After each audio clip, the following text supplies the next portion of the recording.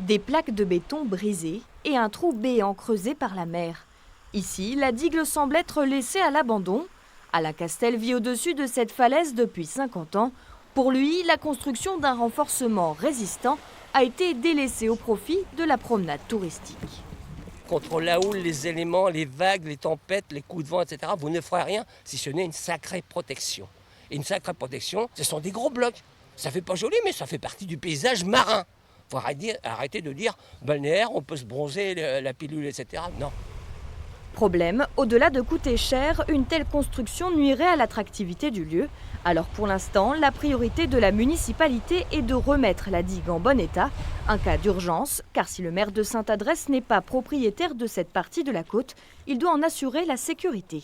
Moi, c'est clair, si on n'arrive pas à un accord assez rapidement, je vais être obligé de fermer cette promenade pour des raisons de sécurité, qui est la chose à laquelle je ne veux absolument pas aboutir. Mon idée, c'est qu'en s'y mettant tous, on devrait pouvoir trouver une solution et pouvoir réaliser ces travaux rapidement. Tous s'y mettre, et cela concerne la communauté urbaine, le port maritime ou encore l'État.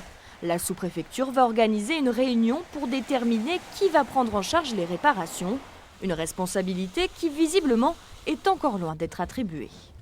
Compte tenu de l'ampleur des dégâts, la commune seule ne parviendra pas à financer des travaux qui soient cohérents. Mais à ce stade-là, effectivement, j'ai pas de piste évidente sur un financement d'État. Tant que la décision ne sera pas prise, la maire, elle, continuera de détruire la digue et donc d'augmenter le montant des travaux.